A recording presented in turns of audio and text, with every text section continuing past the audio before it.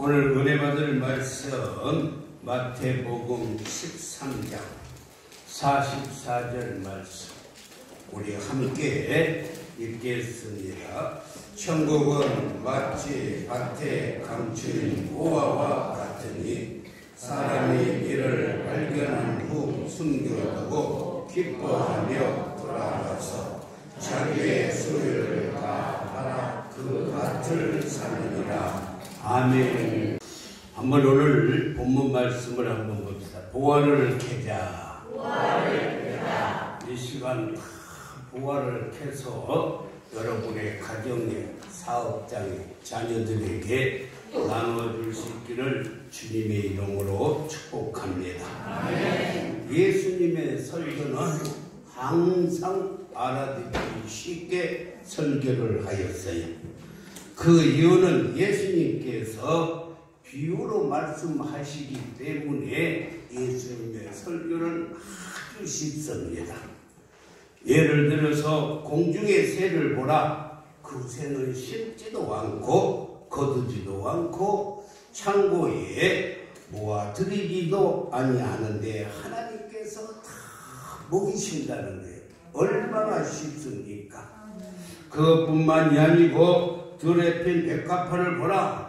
그건 수고도 아니하고 길쌈도 하지 않는데 솔로몬의 영광으로 이룬 것보다 훨씬 더 멋있지 않느냐 라고 이렇게 예수님은 비유로 말씀했습니다. 오늘 마태복음 13장 34절에서 보면은 이 비유의 말씀이 나오는데 예수께서 이 모든 것을 우리에게 비유로 말씀하시고 라고 이렇게 말씀했습니다. 여기서 비유라고 하는 말은 헬라어로 파라볼레라는 말의 뜻인데 이 말은 곁에 둔다 그리고 옆에 놓는다 라는 뜻이 있어요. 여러분요, 글씨를 모르는 사람에게 낫을 옆에다 놓고 기억자를 가르쳐 주면은 얼마나 쉽겠습니까?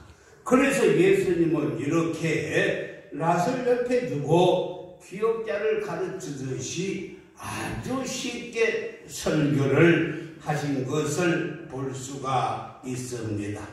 사랑하는 성도 여러분, 오늘 본문 말씀 역시 천국의 비유로 말씀하시는 거예요.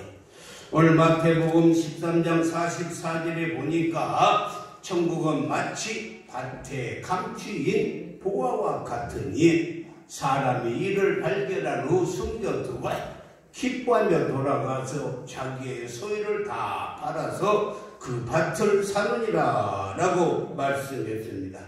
이 말의 뜻은 예수님이 재림하실 때까지 영적인 전쟁은 계속될 것입니다.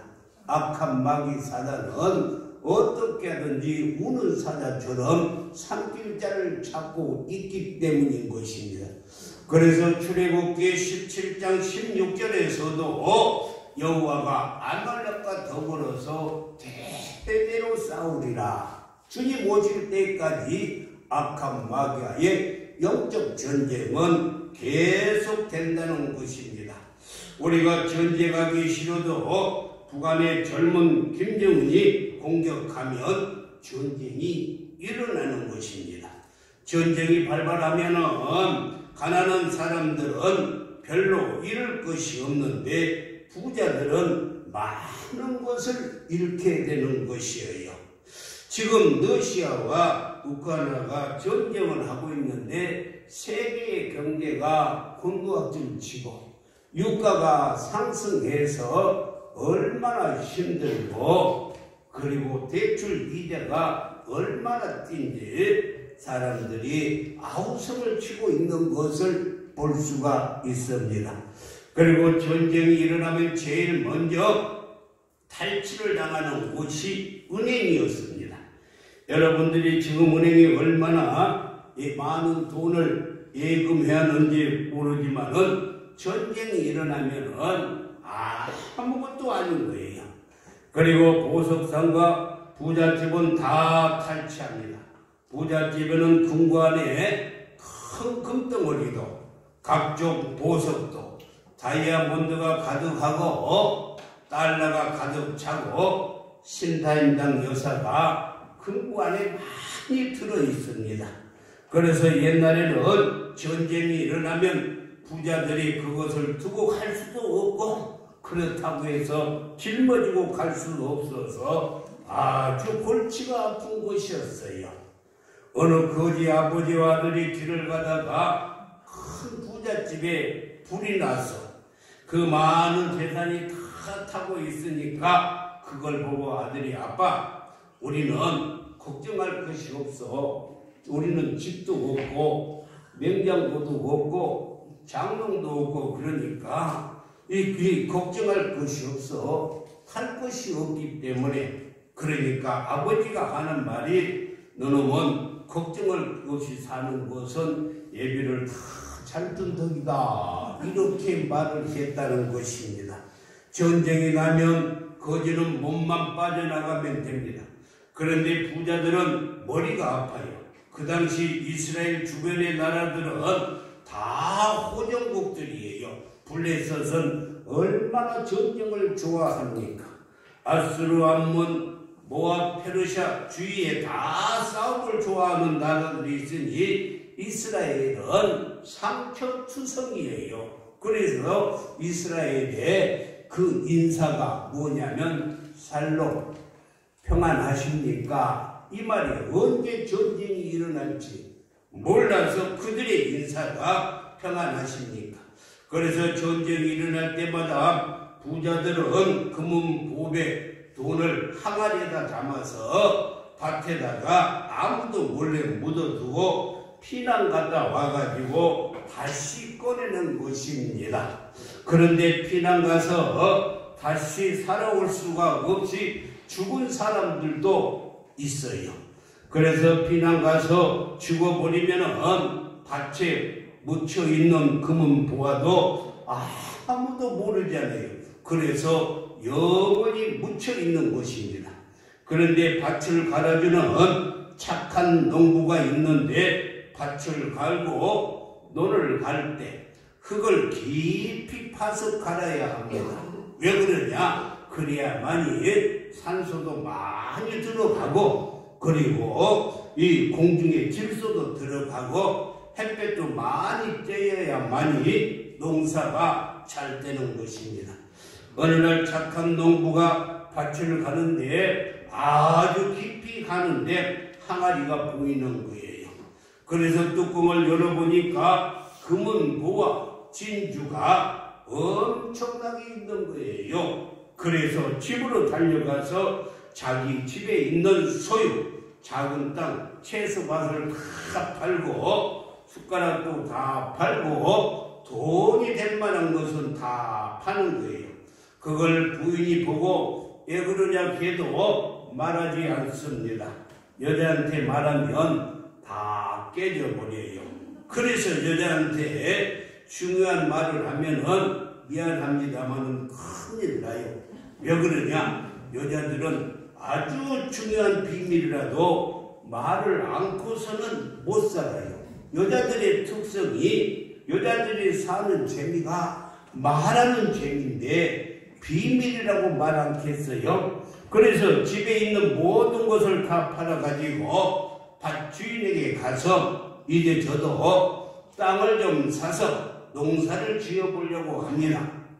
그러니 그 땅을 저에게 파세요. 그래야 처자식들하고 먹고 살 것 같습니다. 평상시에 착실한 사람이 사정을 하니까 그 주인이 땅을 판 거예요.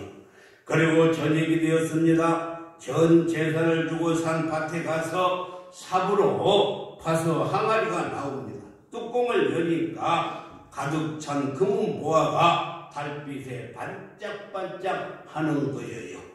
부부가 그걸 다 팔아서 바다보다 넓은 땅을 사고 고래등보다 넓은 초원에 집을 짓고 푸른 초원 위에 구름 같은 집을 짓고 사랑하는 가족들과 함께 300년을 사는 것입니다. 그리고 이제는 하인들을 두고 여봐라 하고 호령하면서 살게 되는 거예요. 여기서 우리가 깨달은 것은 착실하게 살면 반드시 축복의 기회는 온다. 남의 땅이라도 깊이 파서 챙기지를 하니까 금은 보와 화가리가 나오는 것처럼 우리가 착실하게 살면은 반드시 하나님께서 축복의 기회를 주셔요. 그래서 시편 84편 11절에도 보면 하나님은 정직한 자를 돌아보시고 좋은 것으로 아끼지 않고 주신다고 말씀했어요. 사랑하는 성도 여러분, 남의 땅이지만은 성실하게 땅을 깊이 갈다 보니까 감추인 보화를 발견하게 되는 것입니다. 품꾼이 힘들지만 성실하게 정직하게 살다 보니 보화를 발견하는 것입니다. 생활이 그대를 속일지라도 슬퍼하거나 노하지 말라. 왜? 서름의 날을 참고 견디면 정녕 기쁨의 날이 온다라는 것입니다. 그래서 일이 좀 힘들어도 인내해야 되는 거예요. 인내에는 반드시 열매가 있습니다.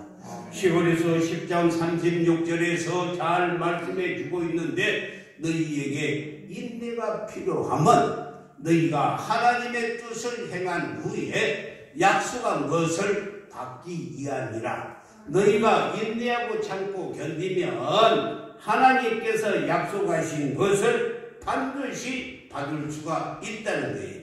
그래서 야고보서 5장 11절 말씀에서도 잘 말씀하고 있는데 보라 인내하는 자를 우리가 복되다 하나니 너희가 욥의 인내를 들었고 주께서 주신 결말을 보았거니와 주는 가장 자비하시고 긍휼히 여기시는 이시라 라고 말씀했어요. 욥은 하루아침에 10남매의 자녀들을 다 잃어버리고 그 많은 재산을 다 잃어버리고 자기의 건강까지 해치고 친구들의 조롱을 받았지만은 그래도 인내하니 하나님께서 그의 결말에 갑절의 축복을 허락하여 주셨다라고 말씀했어요. 요셉을 보세요. 형들에게 팔려가서 종살이를 하고 감옥에 들어갔지만은 하나님만 바라보고 인내했더니만 나이 30에 세계를 제패하는 애국의 총리가 되었던 것을 잘 기억하고 있습니다. 이렇게 인내하면 기회는 있습니다. 그러므로 낙심할 필요가 없어요. 절망할 필요가 없습니다. 항상 성실하고 열심히 그리고 정직하게 살기만 하면은 반드시 좋은 날이 오게 될 줄 믿습니다. 그러므로 언제나 희망을 품고 소망을 가지고 사시기를 주님의 이름으로 축원합니다. 그리고 밭에 감추인 보화는 무엇을 의미하느냐면 그 보화가 바로 우리 주 예수 그리스도예요. 여러분 밭에 감추인 보화가 우리 주 예수 그리스도인 것입니다. 그래서 예수 그리스도를 찾기 위해서는 우리의 시간도 투자하고 물질도 투자하고 지식도 투자하고 달란트를 투자해서 세상의 모든 것을 다 주고라도 부하가 되신 예수님을 소유해야 돼요. 오늘 농부가 밭을 갈다가 금은 보화를 발견했어요. 그 금은 보화가 바로 누구예요? 예수 그리스도이기 때문에 자기의 소유를 다 팔아다가 예수님을 샀다는 것입니다. 사랑하는 성도 여러분, 이 세상의 모든 것보다 예수님이 훨씬 더 귀하십니다. 그래서 찬송가에도 주 예수보다도 귀한 것은 없네. 믿으시면 아멘. 이 세상 부귀와 예수님은 바꿀 수 없으신 분이라고 말씀했어요. 그리고 예수 안에 모든 보화와 보물이 가득 차 있습니다. 그래서 사도 바울은 골로새서 2장 3절에서 그 안에는, 그러니까 그 안에는 뭐예요? 예수 안에는 지혜와 지식의 모든 보화가 들어있다는 것입니다. 예수 안에 지혜와 지식의 모든 부하가 다 감추어 있느니라. 잠언 3장 15절에서 18절에 보면 예수님 지혜를 예수님을 지혜라고 말씀했어요. 그래서 우리가 잠언 3장 15절에서 18절 말씀을 보면 예수는 진주보다 귀하니 내가 사모하는 모든 것으로도 이에 비교할 수 없다. 우리 예수님은 내가 사모하는 모든 것으로도 예수님과는 비교할 수가 없다는 것입니다. 16절에 보면은 또 그의 오른손에는 장수가 있고 그의 왼손에는 부귀가 있나니 17절에서 그의 길은 즐거운 길이요 그의 길은 다 평강이라. 그러니까 우리가 예수 안에 있고 예수와 함께 있기만 하면은 평강이라는 것입니다. 그리고 18절에서 또 말씀했는데 예수는 그 얻는 자에게 생명나무라. 예수를 가진 자는 복이 있도다 라고 말씀했어요. 예수를 얻은 자는 생명나무라는 것입니다. 그래서 예수를 가진 자는 복이 있어요. 그렇습니다. 예수님을 모시고 살면 복이 있습니다. 여러분, 믿음용 성도가 담배 꼬랑 불고 다니겠어요? 고개 숙이는 사람이 있는데 회개가 자수하고 회개하시기를 바랍니다. 그렇지 않아요? 물론 담배를 피운 사람들은 담배 맛이 죽여준대요. 죽여준대요. 그러나 은혜를 받으면 저절로 담배가 싫어져요. 그러니 담배를 피지 않으니까 7년을 더 사는 거예요. 할렐루야. 술 먹은 사람이 간경화 많은 질병이 걸리는데 술을 먹지 아니하면 또 7년을 더 오래 살아요. 그뿐만이 아니라 온유하게 살면은 늘 싸우고 다투는 사람보다 5년을 더 산다고 의사들이 말씀하는 것을 보았어요. 암세포도 억울한 일을 당하여 분해하고 성질을 낼 때 암세포가 더 많이 생긴다는 것입니다. 그런데 예수 믿는 사람은 주님의 성령으로 성령이 내 안에 와서 계시기 때문에 하나님의 나라는 먹고 마시는 것이 아니라 이 성령 안에서 의와 평강과 희락이라고 했으니 화날 일이 있어도 속에서는 늘 기쁨이 넘치고 희락이 넘치고 즐거움이 넘쳐서 건강하게 살아갈 수가 있다는 것입니다. 그뿐만이 아니라 원통한 일을 당해도 원수를 만나도 모든 것이 합력하여 선이 되겠지 하고 이길 때 5년을 더 사는 것입니다. 그래서 예수 믿는 사람들이 건강하게 사는 거예요. 그리고 이 세상에서만 건강한 것이 아니라 영원히 장수를 하는데 오늘 18절 말씀을 보니까 잠언 3장 18절에 보니까 지혜를 얻는 자에게는 뭐라고요? 생명나무라 라고 말씀했는데 이 생명나무는 창세기 3장 22절에 보니까 생명나무는 열매도 따먹고 뭐라고요? 영생할까 하노라. 그러니까 생명나무는 영원히 산다는 거예요. 영생한다는 것입니다. 그래서 요한복음 11장 25절과 26절에서는 예수께서 이르시되 나는 부활이요 생명이니 나를 믿는 자는 죽어도 살겠고 영원히 산다는 거예요. 영생한다는 거예요. 26절에서는 무릇 살아서 나를 믿는 자는 영원히 죽지 않으니 이것을 네가 믿느냐라고 말씀했어요. 사랑하는 성도 여러분, 우리는 육신이 죽어도 영원히 사는 것입니다. 민수기 21장을 보면은 이스라엘 백성들이 홍해길을 건너서 가니까 길이 광야 길이 너무 험하니까 늘 하나님을 불평하고 모세를 원망했어요. 여러분 인생길이 험할 때 원망 불평하면은 절대 안 됩니다. 왜? 하나님은 우리를 애굽에서 인도해서 광야에서 이렇게 왜 고생을 시키는지 모르겠다고 원망을 하고, 모세는 애굽에 매장지가 없어서 우리를 이곳까지 와가지고 죽게 하는지 모르겠다고, 여기는 물도 없고 식물도 없고 그리고 매일 먹는 만나는 맛도 없고 박한 음식이다 하고 불평하니까 하나님께서 그 불평을 듣고 불뱀을 보내어서 불평하는 자들을 다 물어보겠어요. 불평하는 자들. 불평하면은 이렇게 누구를 막론하고 재앙이 따르는 것입니다. 불평하는 자마다 독사가 물어버리니까 퉁퉁 부어서 죽는 거예요.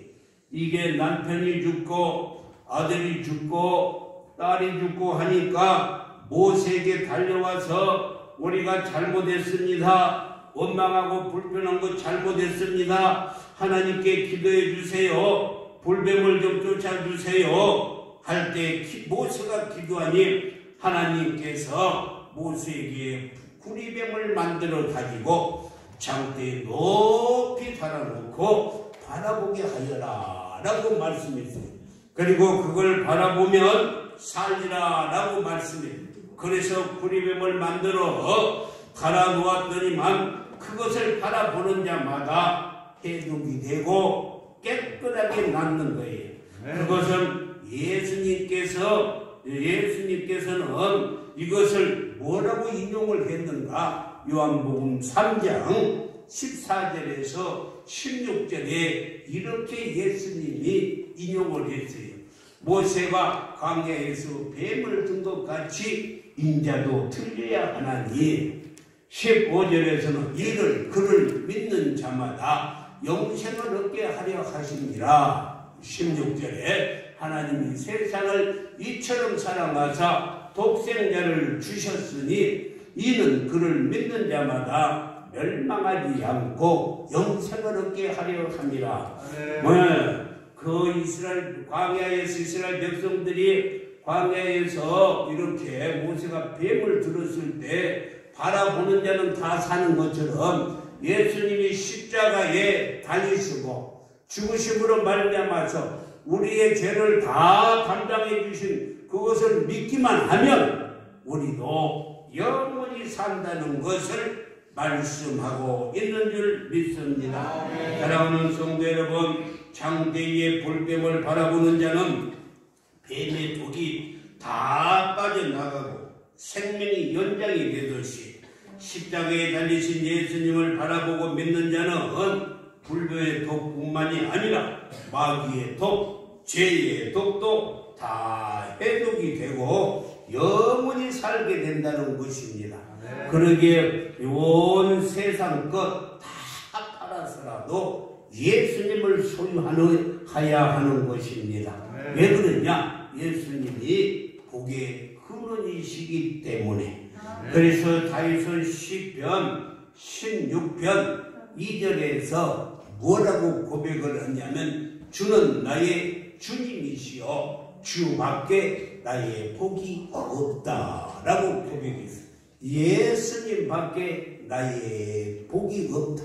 그래서 자기 모든 소유를 다 팔아다가 그 부활을 사는 거예요. 그 예수님을 사는 것입니다. 그뿐만이 아니라 내 우편에 장수가 있고 그리고 좌편에는 부귀가 있다라고 말씀해. 지금 세계의 선진국들은 다 예수 믿는 나라들입니다. 북한이 6.25 전에는 남한보다 무려 8배나 더 잘 살았어요. 왜 그들이 잘 살았냐면 평양이 제2의 예루살렘이고 예수 믿는 사람들이 많이 있었고 평양에서 성령의 바람이 불고 대붕이 일어났기 때문에 남한보다 8배나 더 잘 살았습니다. 그런데 이 김일성이가 예수 믿는 사람들을 죽이고 목사님들을 죽이고 교회를 불지르고 하니까 지금은 세계에서 가장 가난한 나라가 되었어요. 사랑하는 성도 여러분, 예수 잘 믿고 우리가 주일만 잘 지켜도 하나님이 여러분을 부욕해 주실 줄 믿습니다. 그렇습니다. 우리가 주일만 잘 지켜도 하나님이 축복해 주셔요. 그렇습니다. 진주 지혜는 그러니까 예수님을 모시는 것입니다. 어느 집에 아이가 공부를 못하는데 시험을 보고 와가지고 엄마 나 오늘 100점 맞았어 하고 기뻐하니까 엄마가 무슨 과목이냐고 물으니까 아들이 하는 말이 상수가 40점이고 국어가 30점이고 자연이 30점 합쳐서 100점이야. 어차피 그렇게 맞은 것 합쳐서 100점 맞은 게 더 좋지 않습니다. 여러분요, 고 정주영이 회장님은 아침에 일찍 출근을 하면서 하는 말이 이렇게 한답니다. 나 오늘 소풍 간다. 이리로 가면서 뭐라고요? 나 오늘 소풍 간다. 소풍 간다. 라고 이렇게 나가는 거예요. 우리 성도들은 주일 예배를 드리러 나오면서 야, 나 오늘 낙원으로 소풍 간다. 할렐루야. 야, 나 오늘 낙원으로 단풍 구경 간다. 여러분요, 예배 끝나고 갈 때 한번 맹 돌아보세요. 얼마나 단풍이 좋은지. 어차피 교회에 나오면서 이런 기쁜 마음으로 야, 나 오늘 낙원으로 소풍 간다. 단풍 구경 간다. 이렇게. 더 중요한 것은 품꾼이 그 보화를 캐서 이 초가집에서 그대로 살면 무슨 소용이 있겠습니까? 그걸 팔아서 바다같이 넓은 농장도 사고 그리고 저 푸른 초원 위에 그림 같은 집을 짓고 행복하게 살아야 되지 않겠어요? 그렇지 않아요? 독일에서 깊은 산속에서 날마다 나무를 패는 사람이 먼 집안벌이에 먼 집안이에요. 친척이 큰 부자가 백만장자가 돌아가셨는데 상속자가 없는 거예요. 그래서 나라에서 상속자를 찾아서 저 깊은 산속에서 나무를 패다가 이렇게 장에 가서 파는 사람에게 그 백만장자의 재산을 다 갖다 주었어요. 그가 상속자니까 먼 친척이지만은. 그래서 기자가 와가지고 이제 당신도 백만장자가 되었는데 뭐하고 사실 것입니까? 라고 말하니까 그 사람이 하는 말이 그 돈으로 새로 도끼를 하나 사가지고 또 마차도 사고 튼튼한 나귀를 사서 나무에서 팔아서 살아야 되지요. 이렇게 이야기를 했다는 거예요. 옛날에 그 5.18이 일어나고 그 11.6이 일어나서 최기하 목사가 최기하 대통령이 됐어요. 저 강원도. 그 최기하 대통령 부인이 홍기 여사인데 뭐라고 말하느냐. 기자들이 가가지고 이제 영부인이 되었으니까 어떻게 이러시랍니까? 그랬더니만 아이고 겨울에 김치 담을 일이 걱정하시나. 대통령 영부인이 되어가지고 김장할 것을 걱정하시는 것을 보았어요. 김장하시고. 사랑하는 성도 여러분, 우리가 부하가 되신 예수님을 모시고 살면서 옛날과 같이 똑같이 병으로 살면 아니 되고 원망 불평하며 살면 아니 되고 또 옛날처럼 가난하게 살아서 안 되는 거예요. 왜 그러냐? 우리가 왜 가난하게 살면 안 되느냐? 고린도서 8장 9절에서 이렇게 말씀해. 부요하신 이로써 너희를 가난하게 되시면. 예수님은 부요하신 분이에요. 그런데 우리를 위해서 가난하게 되셨어요. 왜 가난하게 되셨을까? 그의 가난함으로 말미암아 너희를 부욕해 하려 함이라. 예수님은 하늘 보좌를 버려두시고 이 땅에 마구간에서 태어난 것은 저와 여러분을 부욕해 하기 위해서 마구간에서 태어나서 가난하게 사셨어요. 그뿐만이 아니고 예수님은 이사야 53장 5절 말씀을 보니까 십자가에서 채찍에 맞음으로 우리를 다 치료해 주셨어요. 그러니까 우리는 가난하게 살아도 완전되고 병들어 살아도 완전됩니다. 예수님은 오늘도 살아계십니다. 오늘도 살아계셔서 우리를 도우셔요. 그래서 우리가 어려움을 이기고 극복하고 행복하게 새로운 삶을 살아야 되는 것입니다. 이전 것은 지나갔으니 보라 새 것이 되었도다.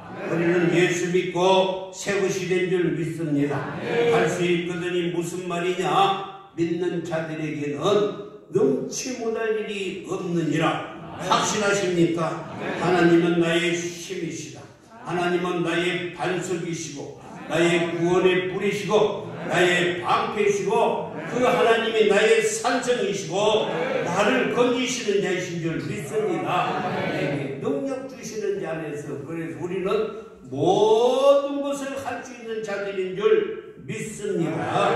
예수님은 살아계셔서 지금 우리 안에 계세요. 믿으시면 아멘. 성령으로 오셔서 우리 안에 계세요. 우리가 이 부활을 이 예수님을 우리의 심령 안에 가졌으니까 우리의 심령 성전에 예수님이 계시니까 이는 능력의 이 힘이 큰 것이 하나님께 있고 우리에게 있지 아니함을 알게 합니다.